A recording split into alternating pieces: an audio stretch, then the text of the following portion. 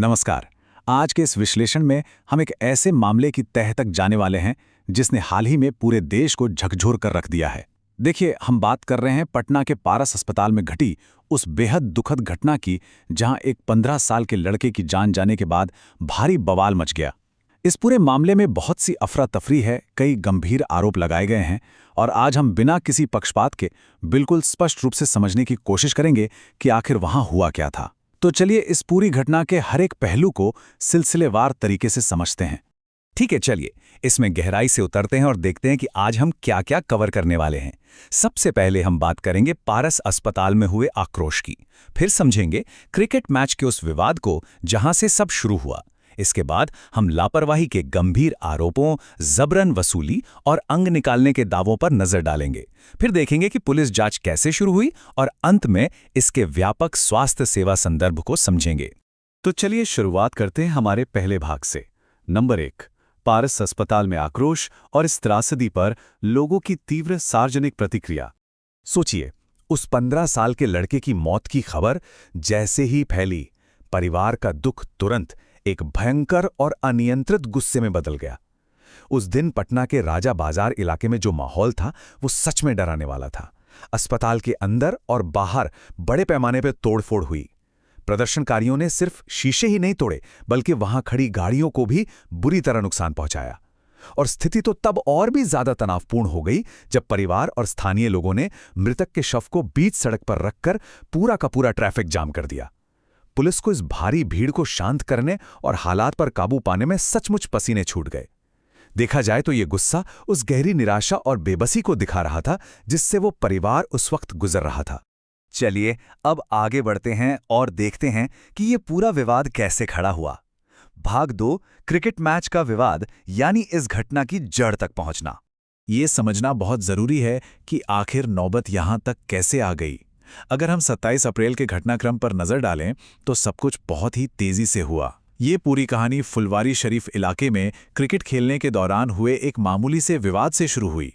यहीं पर मृतक, जिसका नाम विशाल बताया जा रहा है, उसके सिर में एक बहुत ही गंभीर चोट लगी। उसी दिन उसे बेहद नाजुक हालत में पारस अस्पताल लाया गया, लेकिन दुर्भाग्य से उसी दिन विशाल की मौत भी हो गई। और देखते ही देखते कुछ ही घंटों के भीतर मोहल्ले का एक विवाद एक हिंसक विरोध प्रदर्शन में बदल गया। ये वाकई हैरान करने वाला है कि कैसे महज 24 घंटे के अंदर एक आम सा खेल का मैदान इतनी बड़ी राष्ट्रीय स्तर की त्रासदी का केंद्र बन गया। अब इस घटना की शुरुआत कैसे हुई, इसे लेकर विशाल की एक रिश्तेदार पिंकी देवी का एक बहुत बड़ा दावा सामने आया है। उनका कहना है कि बहस के दौरान एक पुलिस इंस्पेक्टर के बेटे ने विशाल को क्रिकेट बैट से मारा था और उसी से उसे वो जानलेवा चोट लगी। लेकिन देखिए, यहाँ ये ध्यान रखना बहुत जरूरी है कि फिलहाल ये सिर्फ परिवार की तरफ से लगाया गया एक आरोप है और पुलिस अभी इस शुरुआती घटना की भी जांच कर रही है। जाहिर है, इस आरोप ने पूरे मामले को और भी ज्यादा उलझा दिया है, क्योंकि इसमें सीधे तौर पर पुलिस महकमे से जुड़े एक व्यक्ति के परिवार का नाम घसीटा जा रहा है। तो अब आते हैं हमारे तीसरे हिस्से पर। नंबर 3, लापरवाही के गंभीर आरोप और इलाज को लेकर परिवार के क्या दावे हैं। अब हम इस पूरे मामले के उस पहलू पर बात करेंगे जिस पर सबसे ज्यादा विवाद हो रहा है, और वो है मेडिकल ट्रीटमेंट। 5 लाख रुपए, जी हाँ, ये वो भारी भरकम रकम है जिसका बिल परिवार के सामने रखा गया।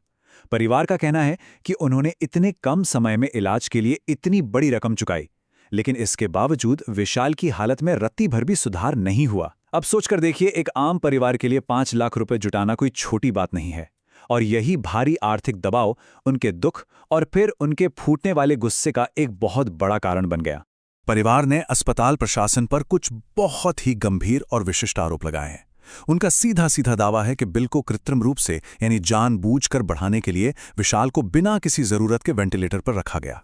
बात सिर्फ यहीं खत्म नहीं होती। उनका यह भी आरोप है कि विशाल को सही मेडिकल केयर नहीं दी गई और इस पूरे मामले की सच्चाई को दबाने या उसमें हेरफेर करने की कोशिश की गई। देखिए, हमारा मकसद यहाँ किसी को सही या गलत ठहराना नहीं है, बल्कि उन दावों को आपके सामने स्पष्ट रूप से रखना है जिनकी वजह से इतना बड़ा जनाक्रोश पैदा हुआ। जाहिर है, ये आरोप हमारे देश में निजी अस्पतालों के काम करने के तरीके पर कुछ बहुत ही गंभीर सवाल खड़े करते हैं। चलिए आगे बढ़ते हैं भाग 4 की तरफ। जबरन वसूली और अंग निकालने के दावे, जो कि इस मामले के सबसे विस्फोटक आरोप हैं। अब यहाँ जो बात सबसे दिलचस्प है वो ये है कि दोनों पक्षों के रुख में जमीन आसमान का अंतर है। एक तरफ हमारे सामने परिवार के बहुत ही संगीन और मुखर दावे हैं, और इनमें सबसे ज्यादा चौंकाने वाला आरोप यह है कि इलाज के दौरान शायद विशाल की किडनी निकाल ली गई। हालांकि इस दावे की अभी तक कोई पुष्टि नहीं हुई है, लेकिन इसी एक बात में लोगों के गुस्से में घी डालने का काम किया। और दूसरी तरफ पारस अस्पताल है, जिसने अभी तक इन गंभीर आरोपों पर कोई विस्तृत सार्वजनिक बयान या कोई आधिकारिक सफाई पेश नहीं की है। अस्पताल की ये चुप्पी इस पूरी स्थिति को और भी ज्यादा संदिग्ध और तनावपूर्ण बना रही है।